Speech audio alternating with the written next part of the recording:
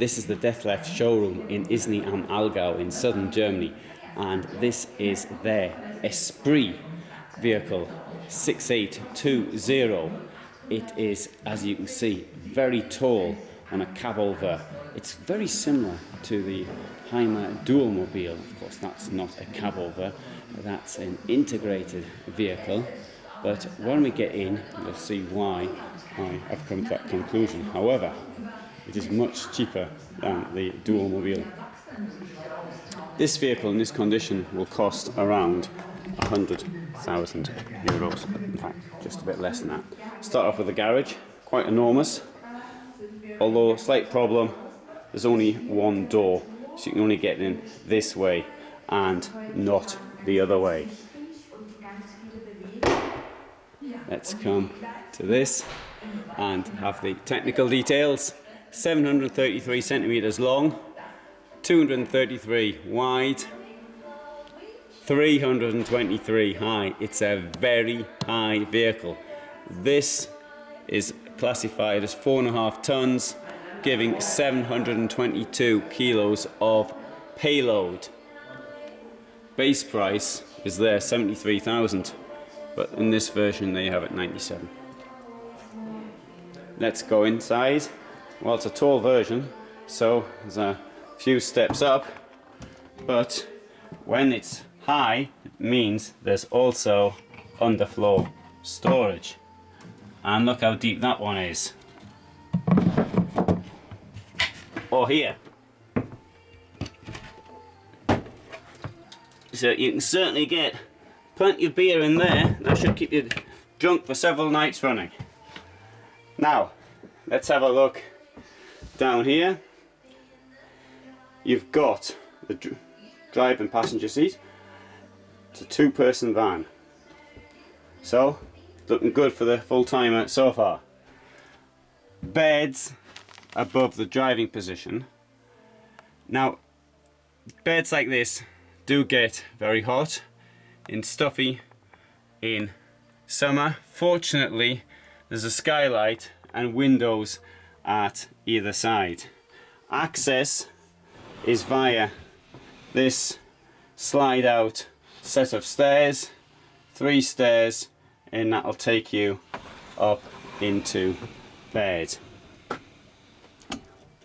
Having the bed in this configuration means there's plenty of room for the lounge at the back.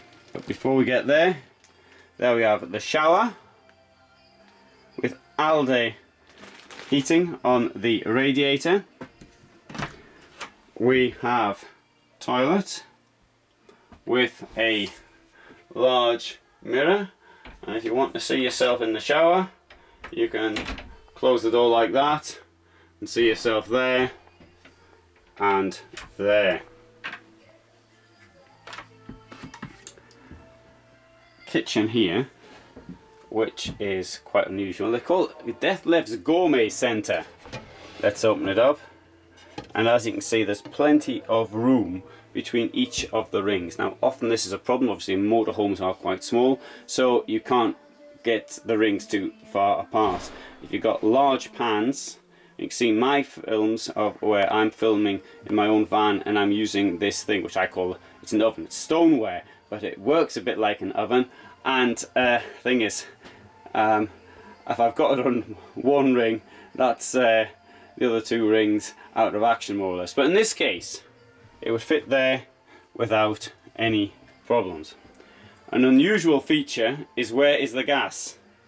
It is here, rather than having it up there somewhere. You also can control your gas supply from here. It's normally hidden. In this case, it's on full view, which isn't such a bad thing. It means you can turn it off easily as and when you are driving. Sink is very wide to clean those wide pots, and drawers are also very wide. Here we have a dual bin, large ones at that, for your recyclables and your non-recyclables. And there's a drawer for things you're not going to throw out yet. Here we have a slide out thing. I haven't worked out what this is for yet. It looks like a thing you might want to hang your spoons and things of this nature from. Alternatively, you might hang your pans from that as they're dry, and your wet socks once you've washed them. I'm not too certain what the idea of that is. No doubt I'll find out one day. I mentioned the underfloor storage, but there's lots of it. You've got 5 places here. So, oh, 6 with that. 1, 2, 3. No, sorry, 5. 5 places for underfloor storage, and so it's enormous at that. Enormous space around the table. So if you're expecting the President of the United States and his entourage, you can probably accommodate them in this van. Television up there. You've got the access to the heating and hot water here, and a wide fridge. I'm not so keen on wide fridges, but you know, you've got so much room in this van that in this case it doesn't really impinge on anything else. Now there's plenty of room here. This in many ways is more or less ideal for the full-time. You can take everything in something this big. This van is absolutely enormous.